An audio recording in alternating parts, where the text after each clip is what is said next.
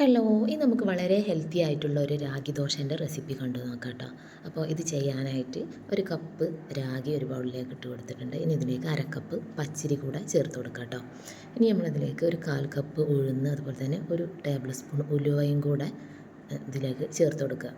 എന്നിട്ട് നന്നായിട്ട് തന്നെ കഴുകി വൃത്തിയാക്കിയിട്ട് ഒരു 5-6 മണിക്കൂർ വെള്ളത്തിൽ കുതിരാനായിട്ട് മാറ്റി വെക്കുക. 5-6 മണിക്കൂറിന് ശേഷം നമ്മളിത് നന്നായിട്ട് തന്നെ ഒന്നുകൂടെ കഴുകിയിട്ട് ഒരു മിക്സീൻ്റെ ജാറിലേക്ക് ഇട്ട് കൊടുക്കുകയാണ്. എന്നിട്ട് നന്നായിട്ട് തന്നെ അരച്ചെടുക്കണം. അപ്പോൾ ഇതാ ഒന്ന് മിക്സീൻ്റെ ജാറിലേക്ക് ഇട്ട് കൊടുക്കണം. അപ്പോൾ ഈ അരക്കുന്ന ടൈമിൽ നമ്മൾ ഇതിലേക്ക് ഒരു 1/4 കപ്പ് ചോറ് കൂടെ ചേർത്ത് കൊടുക്കണം. പിന്നീട് നമ്മളിതിലേക്ക് അരയാൻ ആവശ്യത്തിനുള്ള വെള്ളം കൂടെ ചേർത്ത് കൊടുത്തിട്ട് നന്നായിട്ട് തന്നെ ഒന്ന് അരച്ചെടുക്കാം. അപ്പോൾ ഇതാ അരച്ചെടുത്തിട്ടുണ്ട്. ഇനി നമുക്ക് ഇതൊന്ന് ഒരു പാത്രത്തിലേക്ക് മാറ്റാം. ഒരു പാത്രത്തിലേക്ക് മാറ്റിയിട്ട് നമുക്ക് ഒന്ന് കൈ വെച്ചിട്ടോ അല്ലെങ്കിൽ ഒരു തവി വെച്ചിട്ടോ നന്നായിട്ട് തന്നെ മിക്സ് ആക്കിയിട്ട് എടുക്കണം. അപ്പോൾ ഞാനിത് അവിടെ നന്നായിട്ട് തന്നെ മിക്സ് ആക്കിയിട്ട് എടുത്തിട്ടുണ്ട്.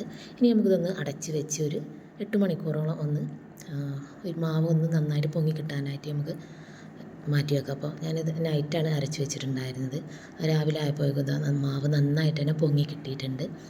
ഇനി നമുക്ക് ദോശ ചുട്ടെടുക്കാം. അപ്പോൾ ഇതിലേക്ക് ആവശ്യത്തിന് ഉപ്പ് കൂടെ ചേർത്ത് കൊടുത്തിട്ട് ഒന്നും കൂടെ നന്നായിട്ട് തന്നെ മിക്സ് ആക്കിയിട്ട് എടുക്കുകയാണ്.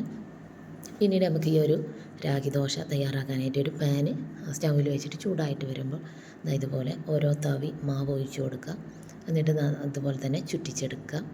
അങ്ങനെ ഓരോ ദോശയും നമ്മൾ ഇങ്ങനെ ചുട്ടെടുക്കുകയാണ്.